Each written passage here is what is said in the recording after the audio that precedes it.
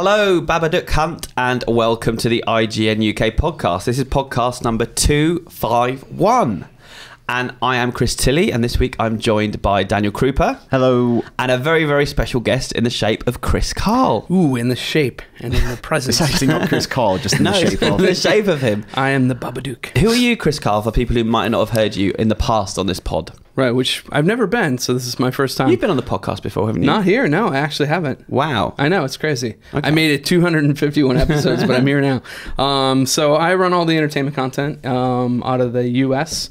So yeah, that's what I do. I do the movies and the TV and the comics. So you work in the LA office. And I work in the LA office. So this week we've gone all Hollywood. Yep. As you can tell, I am super Hollywood. So. And what brings you to London this week, You Chris? do. Okay. That's nice to hear. The shape of Chris Tilley. Issues with me, you need to have a word with me. There's problems on the site and my performance. Exactly, yeah. So Are we actually going to do your performance review on the podcast? dropping Have an you got elbow. that prep, Chris? Yeah. You're not the boss of me. I'm not actually, so there we go. No, you've come over. We're meeting with some film studios. We're hanging out. We're having fun. Grabbing some pints. Indeed, which we did on Tuesday night. Exactly. Yeah. What happened on Tuesday night, Chris? It was fun. The 250th podcast celebration. Yep. What did you call it? Like Pod the quiz. pod quiz? Pod quiz. Yeah. And Because in America, you do like the pub quiz things where you start doing but in America you call them trivia nights. You call them trivia nights? well, no, there's also pub quizzes, but they usually happen in like British or pubs. Irish pubs, Right. And all the proper ones are done by people from Expats. here, actually here, and there's a fair number of them actually in the big cities, and so some of them are called trivia nights, but there's pub quizzes. I mean, you only stuck around for 2 rounds, but what did you make of it? I was the jet lag got me. Yeah, sure. It held me in its thrall. I thought it was cool. I mean, lots of big turnout. It was good. It's nice to see. There were some folks that I met up with that new. You Chris got Carle from the States. you It was got kind of recognized. awesome. Oh, I loved it. It was great. I mean, So you've been with IGN for a long, long time. 15 years. Since the beginning. Yeah, almost. I think I'm currently on staff. Yeah. I think I'm like the third oldest employee, not oldest, but like the third Longest. Yeah, serving. So yeah, almost 15 years. And we just celebrated our 15th birthday, didn't we? I know. What changes have you seen, Chris, in the 15 years? Everything changed, One common misconception, though, about IGN is that we just started doing entertainment coverage now. Yep. But we've been doing it since I started 15 years ago. Yeah. So there's been a lot of changes, though. I mean, honestly. Like, every change that has happened to the site, pretty much, I've seen. And, a lot of it, I feel like we're in a good place now. Yeah, I agree. And I think we'd just like to say thank you to everyone who came down for Absolutely. It was fantastic. for It was the great. pod quiz. And also people who weren't there on the evening but listen to the podcast every week. I hope you enjoyed last week's shambles of an episode. It's quite fitting. It was It's just by way of an apology now. We apologise for last week. It was very fine work, but It was sprawling. It was a 2-hour. Yeah, it was a lot of podcasts. But thank you for downloading. It was the director's cut, as it were, wasn't it? Yeah, no editing went into it whatsoever. I'm disappointed though. No Dan Kilby feedback. I thought there might be some Kilbs feedback this nothing. week. I hope people are happy to hear. I was happy to hear him back I on the wonder podcast. if a lot of people didn't know who he was, like new listeners. I think we explained it though, didn't we? Yeah. We spent quite a lot, about half an hour explaining who he But is. he said to me in the office afterwards, I really enjoyed that. So Oh, he that's wants to come nice. back on. He wants to come back into the fold. Okay, well he's always welcome. Yeah. 2 hours is a lengthy podcast. I Yeah. have to And you know what, Chris? It felt longer. say. Yeah. It felt a lot longer. It really did. Yeah. I dread to think what the listeners thought. We do Keeping It Real in the States, a movie podcast. Oh, and little plug. It was a little plug, no, but every time we do like a jumbo episode, like we accidentally let it run for like an hour and a half. Everybody's like, do them this long. And I'm like, we can't. But that's the thing though, when it's a podcast you like, you want as much of it as possible. Yeah. But an hour seems about right. Yeah. I think when you're recording it as well, you start running out of steam a little bit. A little bit. So We need cookies. So Biscuits. this one's going to be 25 minutes. So let's turn to the news. I guess we normally have a bunch of news stories, but this week there's just one sentence on my bit of paper, and it says, what does it say? It says Avengers Age of Ultron trailer. Because What's I guess we got it early. So this was supposed to drop on Tuesday as part of Agents of S.H.I.E.L.D. And it somehow got leaked, or a UK version got leaked. So I didn't really know this. So it was going to run during the ad break. Yeah. The full 2-minute trailer. Which you would think is a massive coup for Agents of S.H.I.E.L.D. and would have got a huge amount of viewers. And I mean, there's so much, tie-in and stuff between the movies and that particular show. I think they're seeing it as like, oh, hey, here's a way to drive viewership, etc. Oh, that sucks for that show. Yeah, kind of halo effect for Agents of S.H.I.E.L.D. Like, this is all tied in. It's awful. So I guess a bootleg got out there, or some kind of dodgy version, and so they rush released the trailer itself, which I think broke in the middle of the night in sort of LA time, which is not good. So we woke up this morning to watch it, and we've been busy covering it today, conversations, I literally Rewind watched it in bed Theatres this morning. Me too. I checked my email and it's like, what? What's this happening? I just watched it on my phone. I went, wake up to my girlfriend. She was asleep, but I was like, we're watching this right now with iPhone really close to our faces. And I started watching it on my phone in bed, and then I thought, I can't do this, and so I made myself properly wake up and get my laptop and watch it on the laptop, because I just thought it would do it disservice. It's a big event, right? Like this kind of trailer dropping. It was almost more exciting. They just came out of nowhere. Yeah.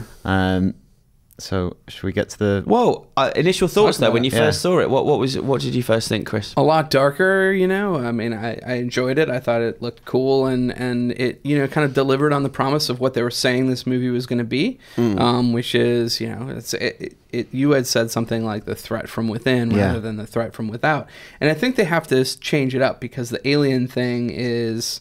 You can't keep doing the alien thing. And they've kind of moved that along a little bit with Guardians of the Galaxy. They've kind of that plate is already spinning quite nicely in the background. Let's go and tend to another part of the universe, and I think that's what the Avengers is going to do.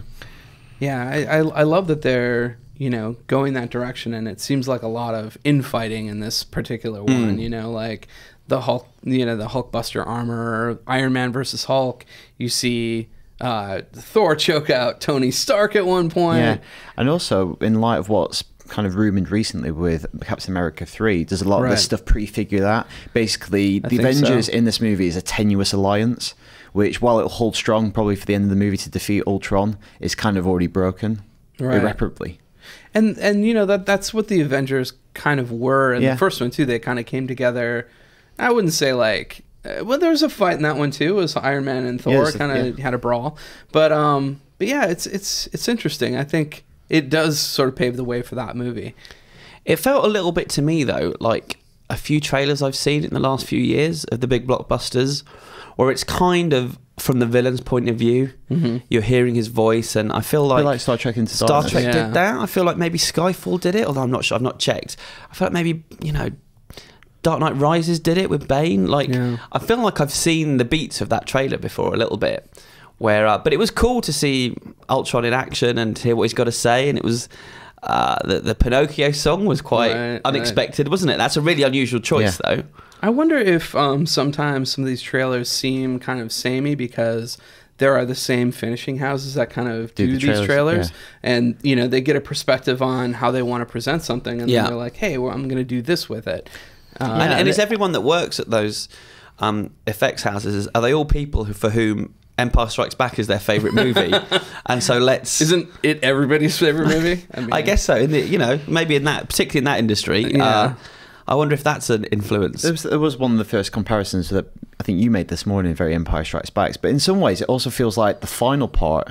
Like, even though it's part 2 of the Avengers, it feels like a closing chapter on lots of things that are happening. Tony Stark says this is the end of the path that I set us on. Yep. So even though it's not Avengers 3, I do feel like there's some kind of finality to it. And the one there are a couple key people missing from this trailer. We didn't see Ultron, we didn't see Thanos, so we don't know. Vision. Sorry, Vision. Yeah. Oh, I mean, Vision, not Ultron. Yeah. They're so tied together in my mind. But no Vision, no Thanos. Well, Thanos, I guess Vision's a surprise. So I guess they're keeping Vision a secret. Thanos is a weird one because they brought him out stage at Comic-Con, didn't they? They brought Josh, what's he called, Brolin on stage, and it's like I thought we would finally see him in action in this movie potentially, but maybe I don't know. Will he not be a villain in it? Are they saving him for Avengers 3? I think they are saving him. I think they hold him in reserve. Like because there's a lot going on in this. He appeared for the first time proper in Guardians of the Galaxy as the reveal. I think you want to go quiet on him for a little bit, build up a sense of mystery, maybe talk of him more than seeing him. to build up the threat rather than he just appears in this movie. Although we were saying that, and I think we're probably going to see him in some way, but not like in a big way. But I think there are other things that this set up, like the Black Panther stuff, where we could see those kind of teases. So I think what's the Black Panther stuff, Chris? Okay, so Claw. Well, we're assuming Andy Serkis is. We're doing a lot of assumption here. There's a lot of assumption, and that can make an ass out of you and me. That's true. Probably will. But Andy Serkis looks a lot like the Claw from the animated series. Yeah, and other renditions, yeah. And we saw the broken shield, which, is made of vibranium, which comes from Wakanda, which is where Black Panther is from. And some scenes take place in Africa, possibly Wakanda. So I love all of that. I love that there's that possibility. Kevin Feige has kind of said to us even a couple times, like, you can't deny the fan sort of groundswell for Black Panther. And I do think it's just going to happen at some point in time. So if these are the first seeds that we see of it, awesome. And it was our first look at Scarlet Witch and Quicksilver in action. So what did you think of them? I love the Quicksilver effect. It looked cool. I thought the Quicksilver kind of stole the Days of Future Past movie. Most definitely. Super fun in that movie, but this is a different take and probably a slightly more serious take on him. Can't call him a mutant, and I don't think you can even call him Quicksilver. You can get sued for just doing that, I'm afraid. Oh no. You're in trouble. So you can't even call him. I don't even think you can call him Quicksilver. So what's the term they use? Miracle. Yeah, they call them Miracles. And they're going to refer to them as the Maximals, right? Yeah. So we may never hear his name in this film, but we all know who he is. And he's got the lightning bolts on the suit and everything. So a favorite bit of the trailer? Did you have a favorite moment? It's probably the kind of money shot for the trailer is the Hulkbuster armor. Yeah. When it starts, because we were talking about this, we did the Rewind Theatre, me and Chris, earlier today, and it feels like he's probably in a regular Iron Man suit. And I wonder what's the motivation for him to get it back into the Iron Man suit, because he gives it up at 3, so obviously something has necessitated him putting the suit back on. That's if it is Tony Stark. Should be. And then it feels like the rest of the suit is flying in using the Mark 42 technology, building him bigger and bigger as he fights the Hulk, which is awesome. And yourself, Chris, a favorite moment? I mean, Hulkbuster is hard to deny, but I also love that shot of Thor down and panning across the shield that's broken in half. I think that's pretty cool. And also I enjoyed seeing Scarlet Witch's first powers display. All of that wasn't as much of a wow moment as Hulkbuster. And what was pretty cool, we spotted when we were going through the trailer, is looks like there's a bit of time travel in it in terms of going back to World War II and seeing Captain Steve Rogers and Peggy Carter together. Yeah. Well, I wonder if they're going to go back. That's one of the things I love about this. They've got to the point now. There's been so many Marvel movies. They can refer back to previous events, different times with each individual character, and really they've established so much world already. Yeah. So if they want to go back and delve into the Hydra stuff, they can do a flashback scene. And obviously, Agent Carter. Captain America 2 obviously crossed over with Agents of S.H.I.E.L.D., so will this one cross over with Agent Carter?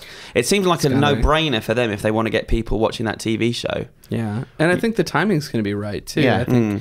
I think this is going to happen in the midst of that, so... It'd be great if you had a scene with Dominic Cooper's character, Tony Stark's father, that parallels maybe where he's at today with Tony Stark. That's really interesting. And what if that scene that looks like they're at a dance of some kind, doesn't it, in the trailer? What if that dance scene is in the TV show and we're just seeing a different perspective or a different moment from that scene? It would be... I think that's the stuff that Marvel can do right now. It's not saying they're going to, but they can do that stuff, which is amazing. You can say here's a different take on the thing that you saw in this movie, or here's the lead up to this movie, and you're going to be watching the show, and then maybe the week between the show and the next show, you see this thing happen in Avengers, and you're like, that's awesome. Yeah, that's synergy. It is. And feelings about Ultron? I want to see the other forms of Ultron. I thought he looked cool in certain shots, and the shot at the end where he's talking, I'm like, I wanted to see the face armor and stuff like that. I like the first I like the first incarnation when he kind of disrupts the party Avengers Tower. Yeah. And it's essentially kind of the Iron Man armor kind of modified, and the way that the faceplate is corroded gives him this really twisted mouth, sharp metal. It's really very sinister and menacing. Yeah. I'm sad to say that I watched Pretty in Pink for only the first time the other day. No. And I realised why, because I didn't really like it that much. But it feels like seeing Spader in that. This is just bringing that character's journey to its natural conclusion. Yeah, I feel like it's the end of that story. That's funny. Okay, so any more thoughts on Avengers before we move on? I'm stoked on it. I feel like we'll obviously be seeing a ton more, but it's going to come out. It's going to come out before the next Comic-Con. So everything that we are going to see, everybody is going to see. Yeah. So it's going to be kind of a journey that everybody gets to take at once, which is cool, because I feel like a lot of times when you have that Comic-Con drops, it's like you hear about this footage, you don't necessarily see it unless it's leaked, and then it's just, oh, well, I got to wait a year. But we're only 7 months out from this movie, so we're going to see some more stuff, and I'm excited about that. And before we move on, we talked about it last week, but it'd be good to get your input, as you've been covering comic book movies for us for the best part of 15 years. Yeah. The DC news that came out last week, now it's had time to kind of sink in a bit. What are your thoughts there? I mean, it's exciting. It's definitely like there's a lot of question marks on that schedule. Like, where's Batman? Where's Superman? What are they going to do with Ben Affleck? And you talked about that on Keeping It Real last week. We talked about it a little bit, but I don't think Ben Affleck is I don't think that incarnation of Batman's gonna survive through all the DC movies. I think Batman's gonna die and pass the mantle. That's my true feeling on Ben Affleck, because he's gonna be sort of Dark Knight Returns, he's kind of Batman, and now with the news of Jenna Malone being possibly Carrie Kelly Robin, that's that you're kind of laying the groundwork there. Yeah, and almost in a weird way with Dark Knight Rises, you seeded the idea already that Batman is a symbol. Right. Even though it's a separate kind of franchise part, you've kind of cemented that idea in people's heads. So I think people can latch onto that. What movies are you most excited about in that slate? Well, we did a superhero show about this very subject, and I think Dan went obvious. I went Justice League because I want to see how they tackle it, because we've seen how Marvel have done it with the benefit of 900 minutes worth of movies. Right. And this is going to happen relatively quickly. And how they manage all those characters, but also how they do the kind of two-parter thing. Right. Are they going to go for a full-on cliffhanger? And the fact that they've signed Schneider to do all of them. Yeah. I don't know. I think they are going to do an actual cliffhanger. I think so. Like, if you've got that schedule locked in. Is it 2 or 3 years between the two of those movies? It's 2, I think. That's a hell of a cliffhanger. Like, the Hunger Games, The Hobbit, these films, it's only... I know, obviously, Empire did... It was 3 years for Empire Strikes Back with that. But that was felt like a real one-off and a real strange thing. What's the film that comes in between that and part 2, then? Because obviously some of the characters are tangled up. I haven't got the list. So it goes... Do you know that? It goes... Dawn of Justice, and then I believe it's Wonder Woman is the next movie. Yeah, and that's then definitely right. I believe that it goes Justice League, and then... Suicide Squad, which I'm quite excited about. I think that's going to be awesome. I think what got me excited about that was the potential casting, but I thought that was kind of smart of them to, like, maybe out the back door release the names of Tom Hardy and Ryan Gosling and Will Smith. That sounds an amazing movie already. And then David Ayer is a really interesting director. So good. Fury's out this week. I wasn't a huge fan of it, but that guy knows how to do testosterone, and he knows how to do action, he knows how to do dialogue, macho dialogue, which you'd think all these supervillains would be. I love that director choice for that. What really struck me about this whole announcement was how detailed it got. They were like, okay, well, we've got the actors for all these projects. It was so much information to pick through. The Ezra Miller drop seemed to be a strange way just to stick it in. It was, well, how this came out was like a call to shareholders, wasn't it, or something? And then that gets dropped in that this guy's been cast. That could be a huge Comic-Con announcement, bring Ezra Miller out on stage, but it was just there. And the confirmation of Momoa, who's still denying it. It's so stupid. But I personally think that an Aquaman movie, if it was done right, could be really amazing. It's visually amazing. So expensive. Distinctive as well. Yeah. Compared to what we've seen already. Yeah. I guess isn't the next Avatar, a lot of that's going to be underwater. I'll be interested to see, because they'll be around the same time. I think they'll be coming out to underwater movies with underwater worlds. Now that you mention Avatar, one of the things that we've talked about several times is, do you guys think there's actually going to be any appetite for Avatar when it comes around again, or do you think people are just like, oh, Avatar, what? Not for me personally, but I get a sense that when we write about Avatar on the site, there are people for whom that's their Star Wars, right? And that I think there is, but I think they just left it too long.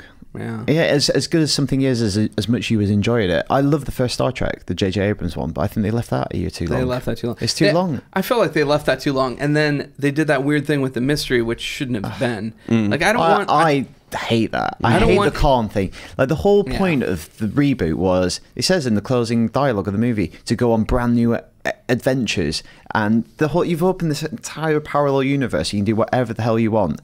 Second movie, what do? You do Khan. Well done, guys. If there's Khan and not an interesting no one. Covering movies, though, there's one thing you should have learned by now, and it's never to doubt James Cameron. He's almost always right, even when the whole world says that he's wrong, which I've done twice. Yeah, you know, Titanic and Avatar, I both thought they would be disasters. Yeah, I am one of the few people that unabashedly loves Avatar. I think it's a great movie, and I want to see more of it, but I feel like it's one of those things where it's like, it feels like a really long time when they get it finally to that place. And we've seen a couple times recently that movies that take too long to come out just don't do as well. I mean, Sin City, prime example. Yeah. But, I mean, Avatar's different. Yeah. But still. Wow, so we've gone to Avatar. I don't know how we did that, but... Old Rosalie back to Avatar. I'll tell you. Let's move on, though. I've got an email that's going to trigger a little conversation we're going to have now. It's from Will Cooper, who says, Duck Hunt. He says, I recently learned that Radio 1 DJ Zane Lowe is reworking the Drive soundtrack with different artists. I'm really looking forward to this, as Drive is one of my favourite films, especially because of the soundtrack. My question is, who would you like to rework the score soundtrack on a film that you like? So I guess that got us talking about soundtracks in the office and scores and how important they are to movies and how important they are to games. And this is a really interesting experiment that it's actually the BBC that's doing it. It's going to be on BBC Three. I was quite shocked when I saw it, that the director would let it happen, but apparently it's got Nicholas Winding Refn's blessing. But it's weird to me just because part of the reason everyone loves Drive is because of the score. So it'd be strange watching it with... It's a strange film to do that with. Surely if you love Drive, that's why. So. But I guess there are so many scenes where there's no dialogue and it's just music, that it's somewhere it's a film where that would actually... So he's not just putting more music in, he's replacing the iconic ones as well. As far as I know, yeah. Okay. I don't know, man. Thoughts? What are your thoughts on this? That's a strange one to do that to, I agree, but I think it could be cool. I think if it's successful, it's something that will be done more, right? It's crazy to think about like what could replace what. You know? I don't know that I have something like at the tip of my brain like, oh, this would plug into this brilliantly. You know, I don't have an example like that. But I wonder if musicians think in those terms sometimes when they're watching a movie and they're thinking, this bit of music, or I wrote that would have worked there. Well, it's kind of like beat matching when you're DJing, right? Like if you could think of a piece of music that was the similar rhythm and maybe a tonally similar feel, or maybe not, maybe it totally changes the context of a scene. Could be interesting to just say, hey, I'm going to beat match this whole movie. Well, of course, this actually happens a lot with movie production, that it doesn't end up with a score that is part of its early kind of development. Like editors and directors will see a lot of a movie cut to a temp score, and at the last moment it'll get replaced, and sometimes that's very jarring. Like, I think Kubrick used to obviously use classical music a lot because he got attached to it, and there were cases where composers were brought along to compose original music and he just didn't want it because he wanted to stay with the classical music because it just felt right. And obviously that happens a lot on scores. Yeah, I'm still really, I think, you know that Kick-Ass is one of my favourite superhero movies, and I'm still really attached to I saw a super early cut of it with the temp score, and at the beginning when the superhero, you think he's taking off and he dies, he's like a crazy person who thinks he can fly, they used the actual Superman, the John Williams Superman score, which was a great moment. It was a great kind of almost like a spoof satire moment. And then they also used All Around the World by Oasis, and then the scene at the end when Hit Girl's killing everyone, they used November Rain by Guns N' Roses. Oh, nice. And it was just awesome. And it's funny watching the final film and you can see that the score that they've written sounds like those rock songs. But I'm still attached to that, and it's amazing how different a film can look if and feel if you've heard different music over the top of it. Or no music. I know, like, one of my favourite films is Halloween, and nobody thought that movie was scary. And then they put the music on. John Carpenter wrote the music, and it's a really simple score. Like, his dad's, I think, a PhD or a professor in music, and I watched a documentary once, and the way he came up with the score for Halloween was playing on bongos, and there's a time signature on that you can. It's very rarely used. It's 5/4, and it means that the bars can't be easily divided up. The next bar always spills into the next bar, and he had this idea of like Michael Myers can't be stopped, so the music can't be stopped because it always like tips in on itself. Yeah, and that's kind of the theory behind Michael Myers. And you watch with the music, and it's a totally different experience. Yeah, and I feel like the same holds of like Friday the 13th. They sampled that bit and then just chopped it up, and you can't think of Friday the 13th without that. And it's probably quite laughable if you don't have music in horror movies. Right. Yeah. Yeah, I mean, you could put like a clown whistle in there or something. It would make it completely different. Well, I don't think we ever did it, but I remember one of the biggest videos we've ever on IGN was the Dead Island trailer, right? With the action taking place backwards, this tragedy. But the music was so important to that, and I remember us talking about the fact, could we apply that music to anything else and play it backwards, and you would feel slightly moved. Like that, right. That trailer wouldn't have been nearly as powerful. I mean, obviously the images were quite powerful, but the music as well was such a big part of that. Yeah, for sure. So do you guys have any suggestions for a movie that you'd want to see remixed? Yeah, I probably should have thought about that before I I mean, I don't know. Out there. You know, if you want to look at a movie in recent memory that is like super reliant on soundtrack, it's Guardians of the Galaxy. And think about like what even one song choice would mean to that difference would mean to that movie, and it's kind of crazy because you can't imagine that opening sequence being anything else, you know, at this point. Yeah, and that's also an interesting movie because it's. I'm going to think of film school. Is it diegetic music? Is if you can see the source of music being played in the film, right? So he's playing very often. He's playing the music that you're hearing. It's not like a otherworldly source that only the audience is hearing. Right. I love that. I love moments in movies where you think it's just the score that's over the top, and then somebody turns it off, and you're like, oh, awesome. Another one of my favourite movies is Donnie Darko. Yeah. And I've never watched the director's cut, but because of certain things I've read about it, like the opening scene when Donnie's riding his bicycle around over the credits, he wanted, I think I'm right here, he wanted Never Tear Us Apart by INXS, but he couldn't get the rights to it, couldn't afford them, so he ended up with Killing Moon by Echo and the Bunnymen, which is what got me into Echo and the Bunnymen, hearing that song on that movie. And I love that scene. And apparently with the director's cut, when he had a bit more money, I think he was able to buy INXS, so he's used that song on that, and he's moved Killing Moon to somewhere else in the movie. I don't want to see that. Yeah. The Donnie Darko I grew up on and fell in love with started off with Killing Moon, which felt like, but that's not what he had in his head when he wrote it. So it's weird, like does it belong to him? Does it belong to me now? Like I've not been able to bring myself to watch it, so I don't know how I feel about this Drive thing. Like, will it change my feelings towards the film, and will I remember it in a different way if the last version I've seen has a bunch of different songs at different times? Well, I think if it's successful, it should make you feel differently about the movie, because that's the whole point, is that the music in a movie is another character, if you will. So like if it doesn't make you feel different, then they probably weren't that successful. I was going to mention one of the things I really love that I've been talking about with you guys all week is the Nick. And it's music that doesn't belong in that era. It's really ambient, and it's really like it's really mellow electronic sounds. And the movie's set in the 1900s in New York. It's about an experimental surgeon with Clive Owen. It's awesome. If you haven't seen it, watch it. It's great. But Cliff Martinez, I think, does that soundtrack, and I would love to see that like lo-fi take applied to something that isn't lo-fi. Well, that's got me thinking about some. A Knight's Tale. So A Knight's Tale was this period piece, but they used modern music. So they had the dance, and rather than using medieval music, they used Golden Years, I think, by David Bowie. That might be interesting to see some historical pieces using modern rock songs, like a fight scene done to AC/DC or something, but from Braveheart. Yeah, Baz Luhrmann does that all the time too. He takes music from a different era. Baz Luhrmann movies feel like films that could be remixed. Actually, oh, absolutely. The way his soundtracks. What about a Tarantino movie though? Changing the song choices in Pulp Fiction or Reservoir Dogs. What about Bill? I feel like so much of that is cut to the music. Yeah. What about the cutting off the ear scene? If it wasn't stuck in the middle with you, I mean, it wouldn't mean the same thing. And that's what I'm talking about. So I think some things lend themselves to other music, some don't. But you could take a movie with a score and put actual like pop songs in it, and instead of the score, and see what that does for you. That'd be kind of.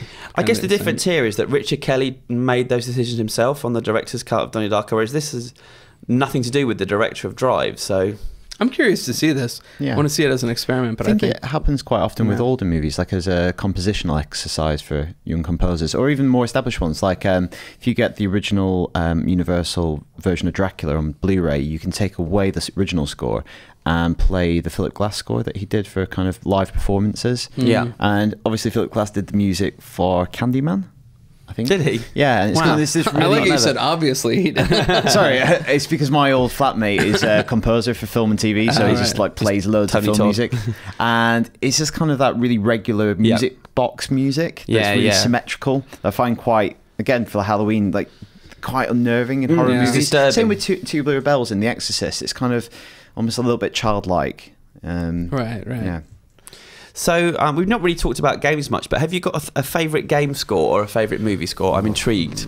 The Uncharted music. So we were doing some mashups.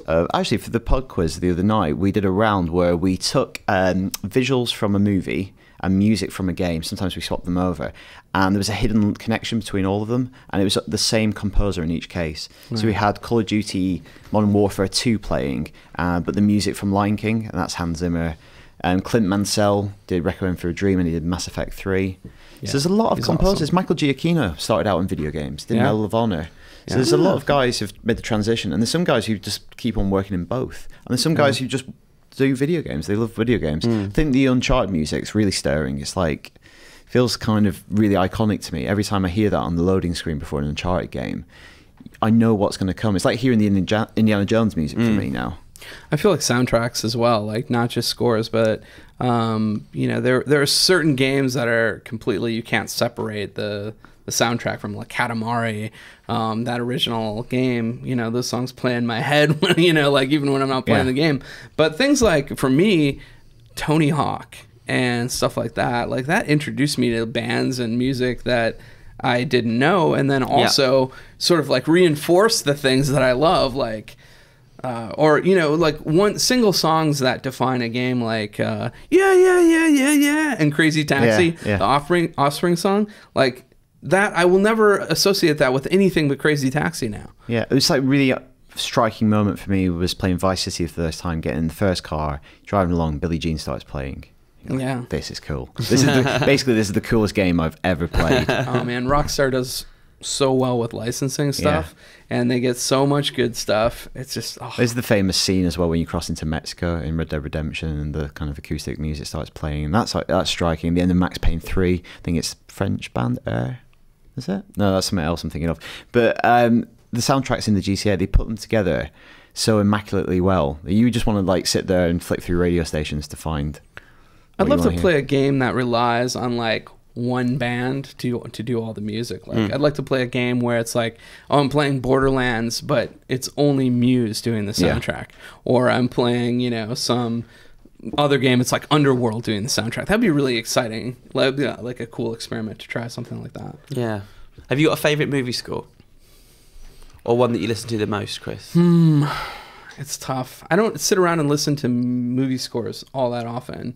But oh man, I'll think about it. I'd quite like to see, to answer the question, I'd quite like to see some of the superhero movies, like maybe the original Superman, the motion picture, with a different piece of music. Yeah, different to that iconic piece of music, or swap the Superman and Batman theme tunes over or something, and see how that feels. Or to watch put the Man of Steel score on it. Yeah. I think that would be an interesting experiment. But they have said that in I remember there's been a bit of a debate over the last kind of 5-6 years that a lot of the kind of new superhero movies haven't had really striking theme tunes. Like, I can probably maybe do, I'm not very good at humming stuff, but Alan Silvestri's score on the Avengers, there's kind of an iconic, there's not an iconic yet, but it's kind of a memorable Avengers theme. But everything else, I couldn't tell you the Thor music really. The Iron Man music. I just remember AC/DC. Yeah, I can't either. Yeah, I mean, the last real franchise that has movie that's stuck with me, or music that's stuck with me, is Harry Potter, probably. Like, it's Williams again. Yeah. You're going to sing it for us now? You know, it also helps that you play things like Lego Harry Potter, and then it's like going and going and going, and it's like then it gets ingrained in your head. But I remember the first time I heard the Game of Thrones music, I was like, man, I don't know. And now, now it's like awesome, you know, like every time I hear it, I'm like, it's like Pavlov's dog. I'm like, show me some violence and some intrigue and plenty of nudity, please. Yeah. Cool. Well, that's a great email. Thank you, Will. I hope we answered your question. And it'd be good to know what people think about that Drive version, if they see it on the TV, or equally what your favourite kind of scores or soundtracks are. So if you want to write to us, the address is IGN_UKfeedback@IGN.com. And we are going to go straight into your actual feedback. Chris, I believe you have the first piece. All right, so this says, hi guys and Duck Hunt. I just wanted to know what you thought about certain Hollywood blockbusters making their films more accessible to a Chinese market. Transformers 4 and Iron Man 3 would be two examples of this. Is Hollywood starting to move more towards the East in order to tap into the ludicrously lucrative luxuries, ooh, that's nice alliteration, sir, that China has to offer, i.e. much money and many people? Well, many people is definitely a good thing. If you believe this to be true, would this affect the box office records of other films which chose not to feature China? Could Christopher Nolan's film Interstellar, for example, suffer economically from its lack of Chinese influence? Kind regards, Ed Lauder. I have a specific take on this. Very, very specific take on this. Well, tell us, Hollywood, Chris. So we all view this as a very lucrative thing, but the way that China is split up, China takes a humongous cut of a Hollywood movie, and you want to be there because there's a sheer amount of bodies, and I think Hollywood's got a lot of success in China right now. Yeah. But in order to be in China, you have to make creative decisions that aren't necessarily in line with your movie. You have to make your movie way longer in some cases. The perfect example is Transformers 4, which Ed brought up in this email. Now, that movie probably has a fourth act due to China. You know, you finish the movie, and then there's a whole other 40 minutes or something like that set in Hong Kong. And there's all these crazy rules, too. Like, if you are going to get Chinese funding, it's like they will put stipulations on characters. They'll say something like, oh yeah, the Chinese characters have to be smarter than the other characters in the movies. They need this amount of screen time. They will be involved in these actions. At that point in time, and I'm not saying that, Transformers is, cynically, it's not like it's a collaborative work. Let's put it that way. Yeah. It's definitely money and it's commerce and art combining, right? So, but at some point in time, I think you're compromising what your vision for the film will be just to get some financing. So it's an interesting problem. But in the end of the day, you're not even seeing these huge returns from something like this. You might get 40% of that take. So, I think other territories are also still very important, but China, they have to figure it out a little bit. And I think maybe it's going to come down to who is the best negotiator with these financing companies. Yeah, and I find it weird, like, will a whole country not go and see a film if none of it's set in their country or feature characters from that country? Because we certainly don't work that way in England. No. I guess Thor: The Dark World, some of that was in London, but the rest of the Marvel movies... Yeah, some of it was in Asgard. Yeah. So I'm not going to see a movie unless it's in Asgard. That's weird to me, this perception that you have to have some Chinese element or else people won't turn out in their droves, where... Surely just a good movie is a good movie. Maybe that will it's cross in terms boundaries. of how it will be exhibited. Yeah. So for sure that it will get into more theatres, whereas it might just not run. And China is the biggest market, but there's Japan, there's Russia, there's all these other markets that are opening up at the moment as well. There's the Middle East. It's like, well, what are you going to do in those places where... Yeah. You can't accommodate everybody either. You just have to pick your spots. And I think it will boil down to where are you getting your financing from. If it's coming from the States and from China, we will see a lot more movies that are set in both places. Or, let's say you're going to have an international location. Be like, oh, well, internationally we're going to do this thing. I guess we're going to make it in China because that's... How are they going to come up with ways, though, to keep setting elements of movies in China, like Three a Summer or something? There's some movies where it's very easy, like for James Bond, very easy to do this and accommodate that kind of strategy. So some of it takes place in China. Great. Did they? But not every Bond film. That's the thing. And not. It seems weird to me that they're gonna... I don't know. The problem is as well, the Marvel movies, none of them, the stories they're based on, none of them come out of China. None of these... you've got a villain that they didn't choose to use as well. Yeah, maybe for similar reasons though, to not offend the Chinese market, which was fair enough. In that case, there was a way to do the Mandarin, and they did it already in that first part of the movie. And I liked Iron Man 3. I know a lot of people hated it, but we're fans. Yeah. There was a way to do that movie, and they were already doing it in that movie to make him menacing and make him not Chinese and call him the Mandarin. It was already happening. So I kind of feel like that's, I don't know if that argument holds water. I think for certain things, these Marvel movies are going to play across the world and everybody's going to enjoy them, and you don't need the market necessarily. But of everybody who is accommodated, these kinds of decisions, number one movie this year was Transformers, and it's $1 billion. It's the only movie above $1 billion worldwide, and they were the biggest example of a movie that catered to that audience. So I think it'd be very interesting to see what Bond does. I think that's a good example because it's about to start shooting. It comes out next Christmas. Bond did China in Tomorrow Never Dies with Pierce Brosnan. They went to Macau, in Skyfall. I think they went to Macau and Skyfall. Yeah, right? they did go to Macau. Yeah. Yeah. So will they do it again? Who knows if that's China's a big country. Yeah. Yeah. Who knows? Mission Impossible 3 was in Shanghai. It's very interesting to see what's next. If this is going to continue, because there's going to be a lot of shoehorning in some of these storylines, isn't there, if that's the case? To directly answer this question, could Christopher Nolan's film Interstellar suffer economically? I don't know if it'll suffer economically, but it is maybe not. It's not a film that's aligned necessarily completely to Chinese tastes either.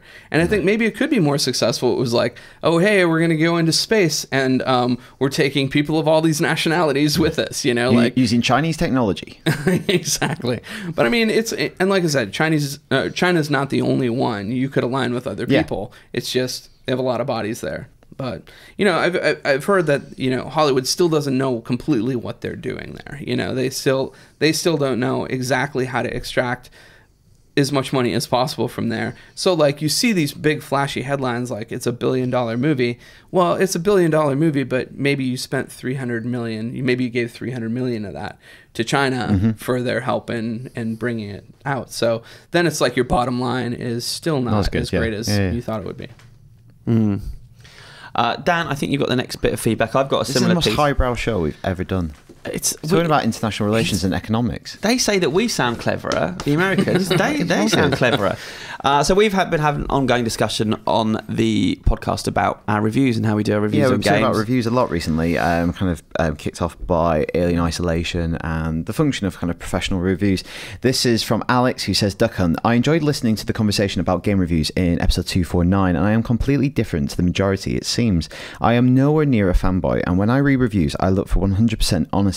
If I want to read a fanboy review, I can go to the public forums. But if I want to know the details on how a game looks, plays, and feels in reality, I will turn to the likes of IGN for honesty. Professional reviews on Destiny have definitely pushed my decision not to buy it.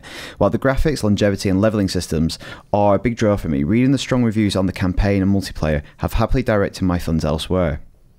Had I read the reviews on Amazon, I would have definitely fallen into the hype and thrown my money away and felt disappointed, just like I was with Titanfall. So no real question there, but just reaffirming what we were talking about recently on the site. Obviously, reviews are always contentious on IGN. Yeah, I've got. It'd be good to get your input, Chris. But I've got a similar email from Dylan Wynn, who's actually sent us a really long email. But I'll just use the first few sentences. He says, "Hi, Mother Duck Hunters," which is nice. I've not heard that before. The topic of anticipated ultra-hyped game releases and their reviews is something that I've never really paid attention to before the release of Destiny. I subscribe to various video game review portals, IGN included, and I discovered that you can find a middle ground that is more fact than opinion via a selection of reviews. That's where I feel you make your decision. Unless, of course, a single reviewer shares similar views and taste to yours, and then you're laughing. It strikes me that a lot of fans find it really hard to separate fact from opinion.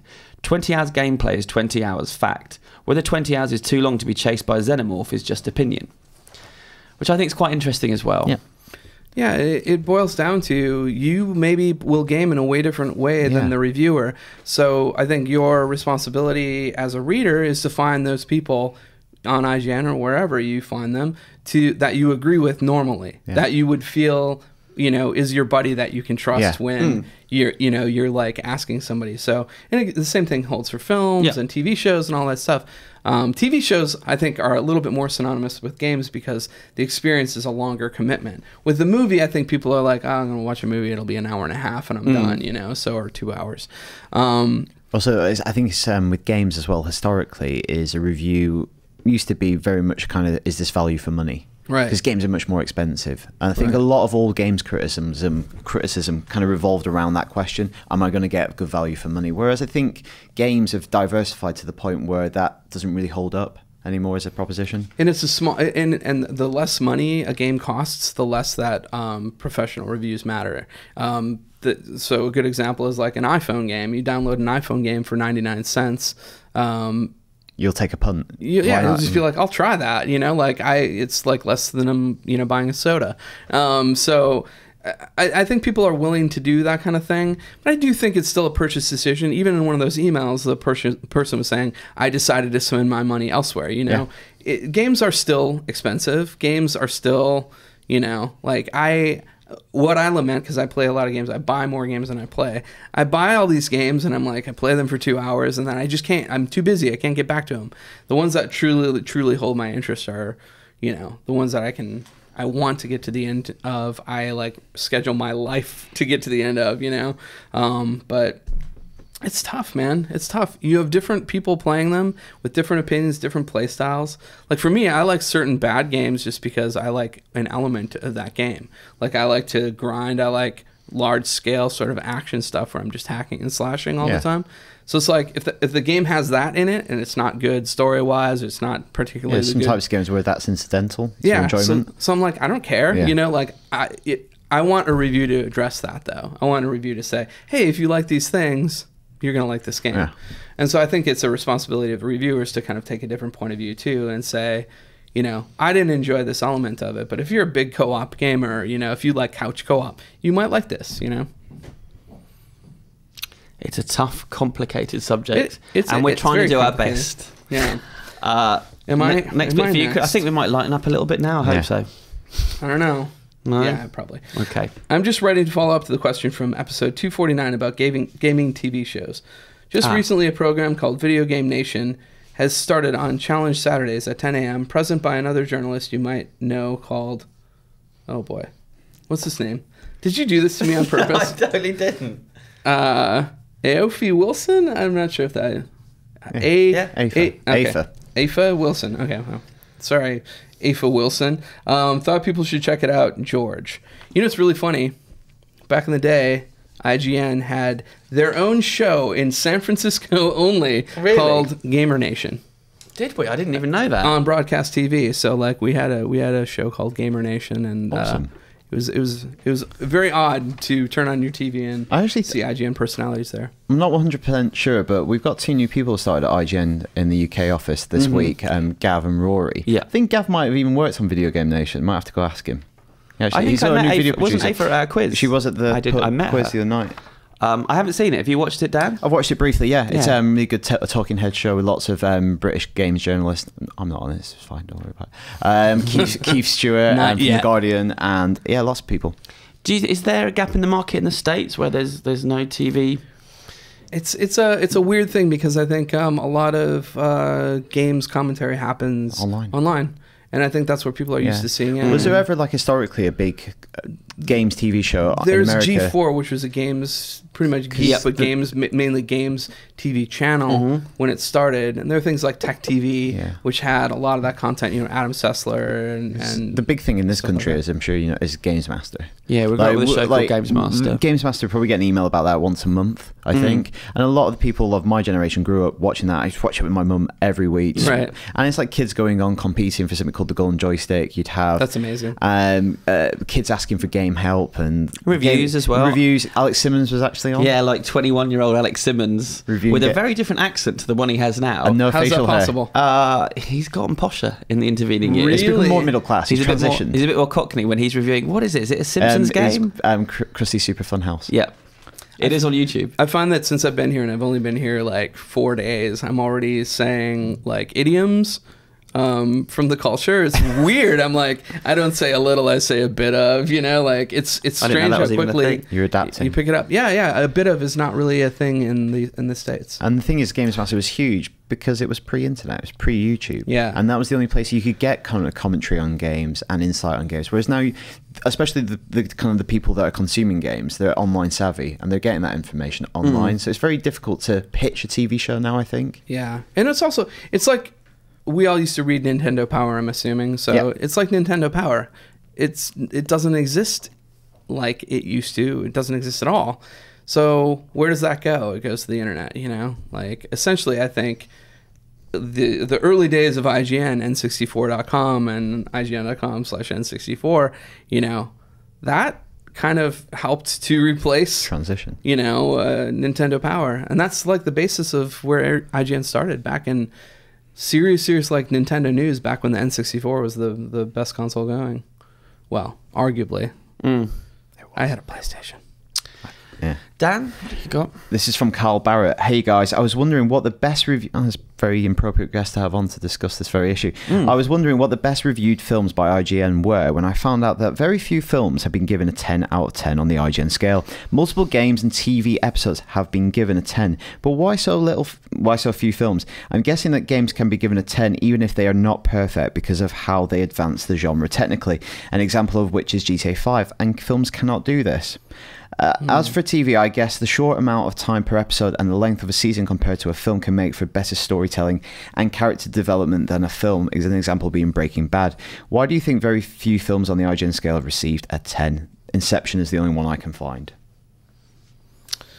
Yeah, I think it comes down to review philosophy to some extent. I think there haven't been a lot of reviewers at IGN on the movie side who thought that things were worthy of that score. So, I mean, I think that's partially a personal thing. Yeah. But beyond that, you know, I don't totally agree with that. I think there are films that are 10s. There are films that I would give 10s to that other people would not.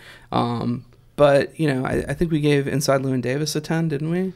We did. I think we did. I inputted that review. I think, Lee pretty Singer sure we did that. I mean, it's a great movie. But I personally wouldn't have given it a 10. Nah, me neither. But you're a huge fan of Godzilla. I know that. Huge fan. I was a huge... I really like Godzilla. I'm not trying to like call you out on that. I really like Godzilla. When I got done with Godzilla, when I was watching it with two of our film editors, Jim and Vavida and Roth Quinette. Yeah. And we were all sitting in a row, but there were people in between us.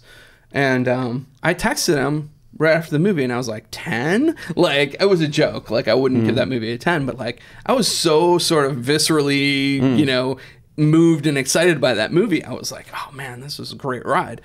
Now, I mean, I don't think that movie is a 10. For me, a 10 would be like the Royal Tenenbaums, you know, like that's for me like the perfect movie. Or Lost in Translation would get a 10 for me, like of more recent movies. Something like Avengers, though, for what it set out to do, pushed towards that for me. I think I talked to you about it because I think I saw it before you or any other guys in the States, and for me now, not now, a couple of years have passed, but at the time when I came out, I was super jazzed and thought, and I was saying to you, this isn't far off. Yeah, no, and I think it's funny because you can actually give something some time, and once in a while you're. It's really difficult in the moment though, because you've got to make a decision right there. Because I remember with Guardians, when I reviewed Guardians, I was like, I need to check this. Like, I was quite confident with my opinion, but I just kind of want to gauge everyone, especially if I go out there and say, even though it's my review, my byline, but I'm saying on IGN that this is the best Marvel movie. You need time. You need time to digest these things. Unfortunately, sometimes we have to give a gut reaction, but I look at the films in my top 10. There's nothing from the last 10 years, I don't think.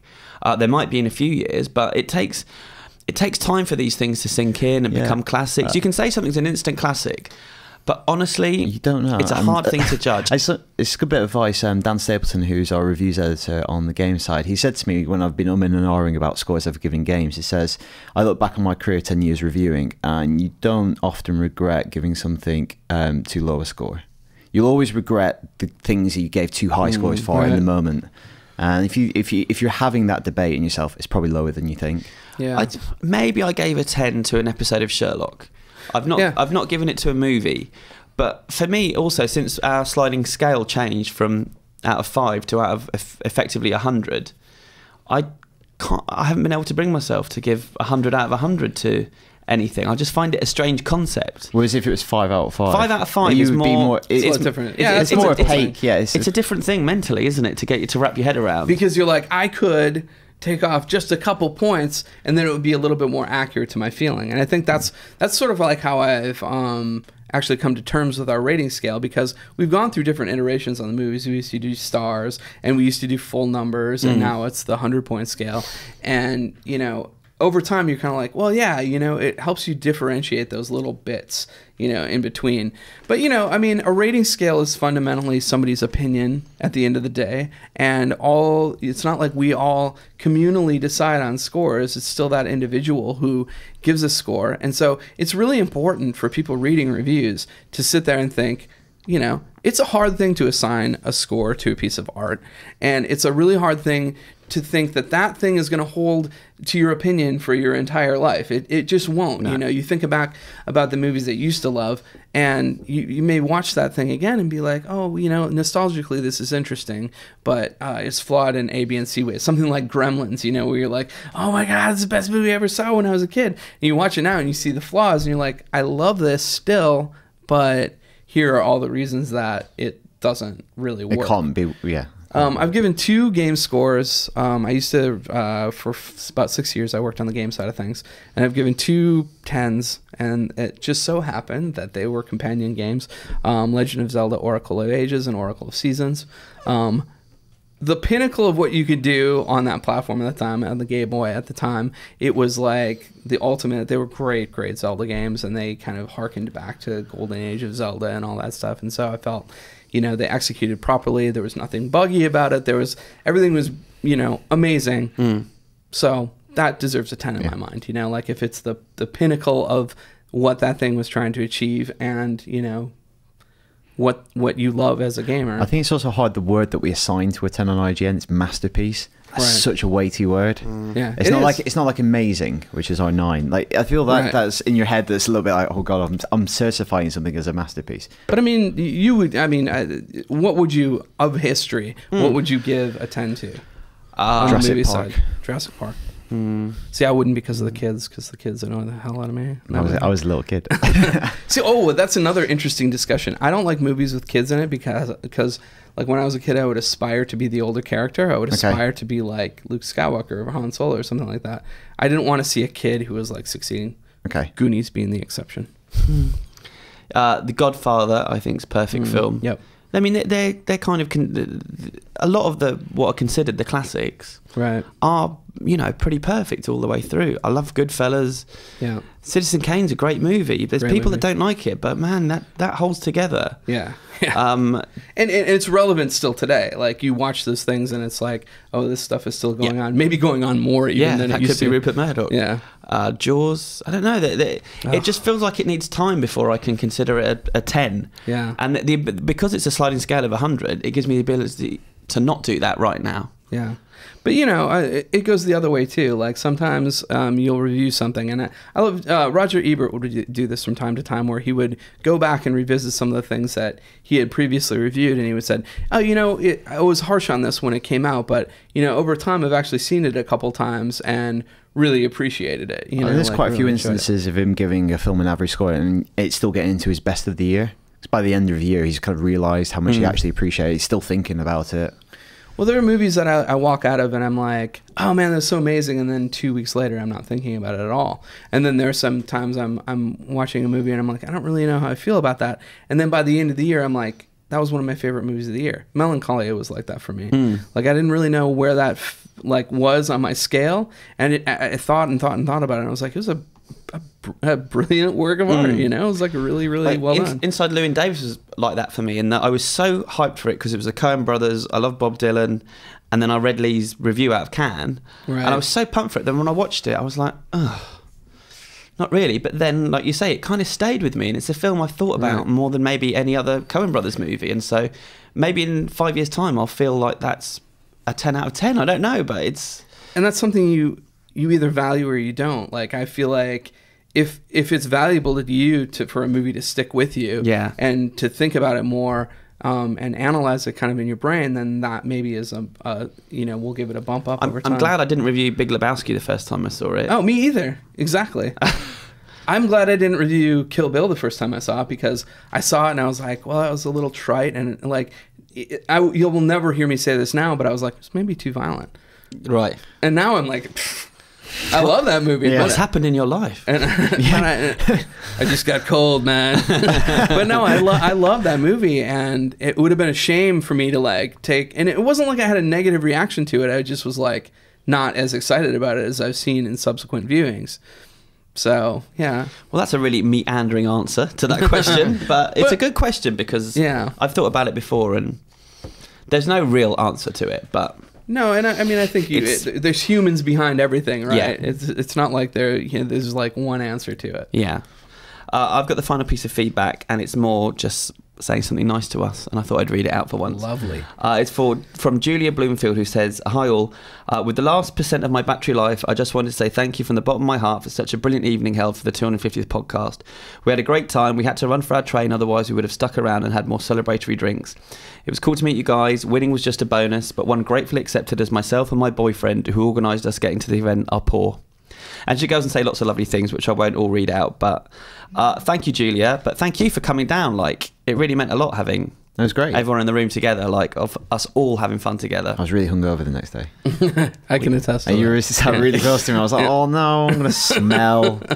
It was you cool. Didn't smell. It was cool how many people I'm talking to are doing journalism courses or are writing their own blogs and want to be film and game reviewers. And by the way, I will say, as somebody who hires people, that is the number one thing that you can do is actually do it. Like, if you're wondering how to break into the industry, any industry like this that requires writing and passion, do it. Don't not do it. Don't wait for Don't wait for something. The internet is like an audition tape for anyone to do anything that they want to do. Get on YouTube, put your views out there, write a piece, have your own blog. It's all available to you. And if you're not doing that, honestly, I probably won't even look at you to hire. Yep.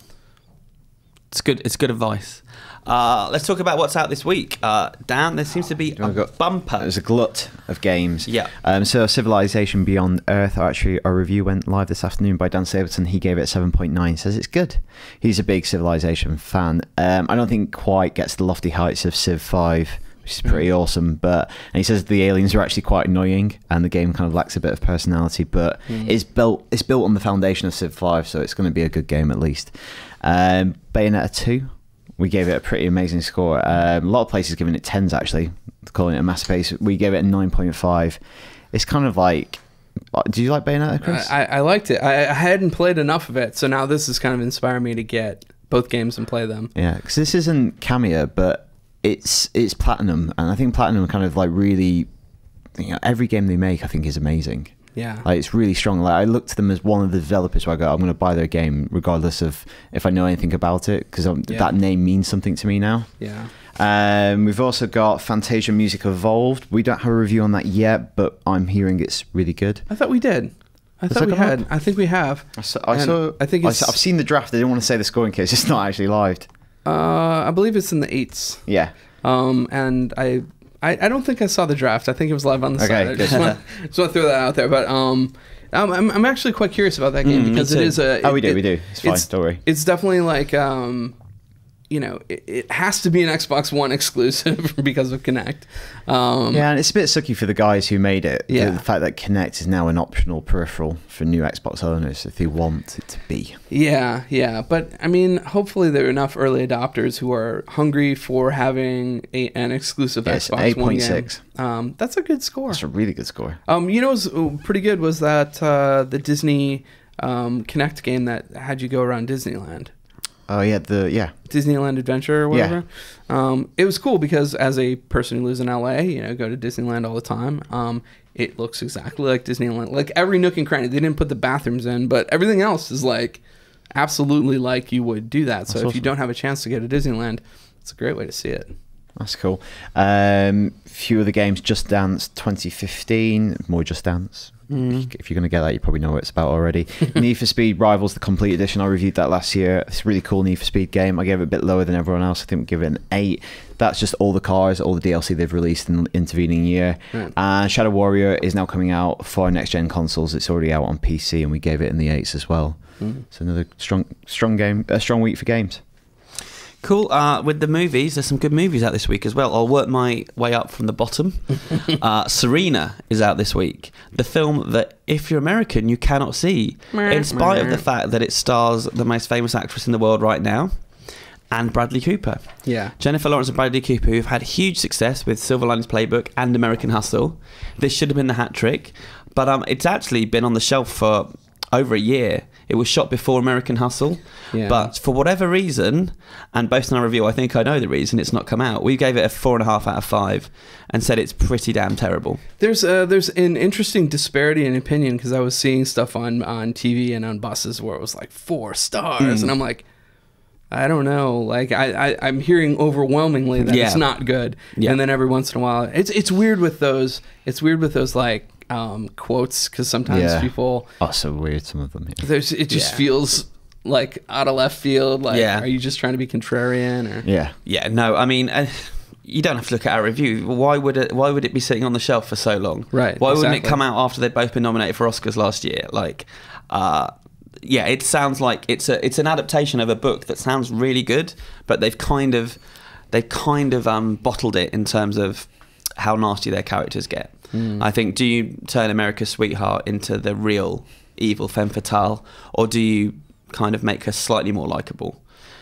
So I think that's kind of what's happened there, that like a great story's been neutered a little bit by fear that audiences won't respond. I really hate that impulse. Like, if something is successful in one medium, why do you want to change it and make it something that's like, oh, this will be more palatable? Because obviously it's not. Which is why Gone Girl was great, because it wasn't toothless. Like, they followed through with that. Right.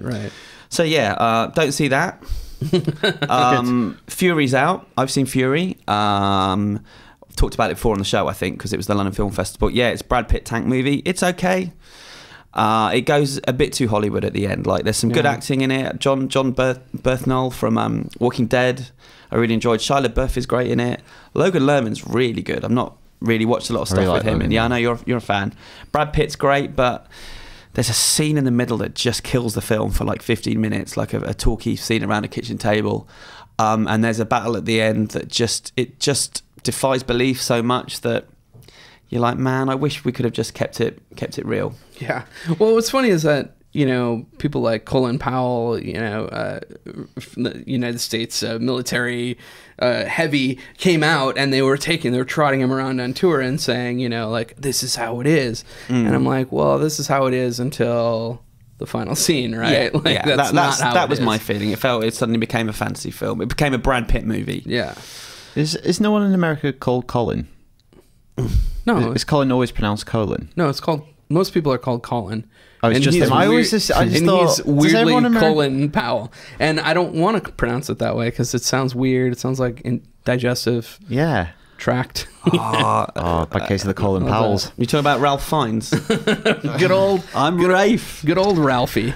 We also have The Book of Life out this week, which I haven't seen, but Jim saw. Jim saw and liked it. Really liked it. We gave it 8 out of 10. Guillermo del Toro. So visually stunning. It's by this guy who I actually know, Jorge Gutierrez.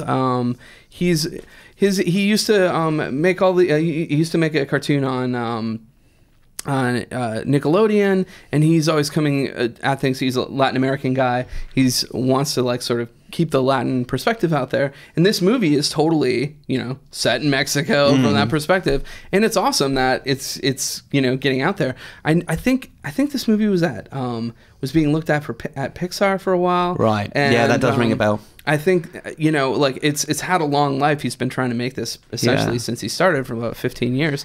So I guess this was like is it the Day of the Dead? Yeah, it's the Day of the Dead. Because I remember that was Pixar. So I guess this is that. And so it is. It's supposed to be visually stunning. I haven't gotten to see it yet, but it's high on my list of things I want to see right now, because Day of the Dead stuff is fun anyway. But like an animated movie set in that world, it's not really an occasion that we know much about here. Right. So I think it'd be interesting to see how it does, but I'm up for it. And finally, I could say what the final film is, but I'm not gonna. I'm just gonna do that. I'm gonna say it though. The Babadook. Don't let him in. The Babadook. Which is, I guess, a film we've not mentioned on the podcast before, but not at all. Have you seen it? It was actually featured in the award. I haven't. I want to see it so bad. I thought you'd seen it. No, I really wish I had. I've only seen the trailers, and it actually looks quite good from the trailers. Is well, it? Dan's seen it. I haven't seen it. I think I gave it a 9. Yeah, I think because I kept not being able to see it. Every week I said on the podcast I'm going to tell you about it next week, and then I keep missing it. So the quotes and the posters are amazing. It is like I think Empire gave it 5-star. Kim Newman reviewed it, British horror expert. It's so good, but I think the trailer kind of slightly misrepresents what the movie is, because it kind of makes it out like it's a monster movie, but it's more of a psychological movie. Right. I think it's got more in common with something like The Innocents than you probably assume it does from the trailer. Yeah, right. It plays like Mama or something in the trailer. Yeah. There's way more to it than that, and lead actress, I think she's called Essie something. She's phenomenal in it. And it's going to be just in time for Halloween. Yeah. Have you guys, not to derail the podcast completely, but have you seen this movie Magic with Michael Cera and Juno Temple? No, I think my girlfriend did. It is so good. Oh, really? So psychologically, like, creepy, stifling. It's like it's a movie form of claustrophobia. Right. It's basically about this woman goes to visit her friend in South America, and her friend basically has these really weird relatives, and she goes to stay with her, already not getting along with the relatives, and then this girl leaves, and she's basically stranded there, Juno Temple, with this really crazy off-the-rails Michael Cera, and then I can't remember the rest of the cast, but it's a really good psychological thriller, and it is super uncomfortable if you're into like watching movies that make you uncomfortable, which I am. Yeah. It's great. That's my recommendation. It came out last year, but should be available on Netflix and stuff. Great. So out this week, we've only got a film that came out a year ago. Shut up. What you've done, Chris, is you've made this podcast uncomfortable suddenly. That's what I'm good at. But that's awesome. Well, I think that's it for this week. But thank you for visiting us, Chris. Yeah, no problem. Will you come back again soon? I'd love to. Where can people listen to you when you're not appearing on this podcast? We do a movies podcast called Keeping It Real that comes out every Thursday usually. That's REEL. Yeah, See what they've done there? Oh, Keeping it Rizil all the tiz on. Yeah, that's so white. Anyway, so Keeping It Real. Don't bother with the horrible pun there. But we've been doing that one for quite a while. I think we crossed 250 not long ago. last month, I think. Yeah. So we've been doing that for quite a bit.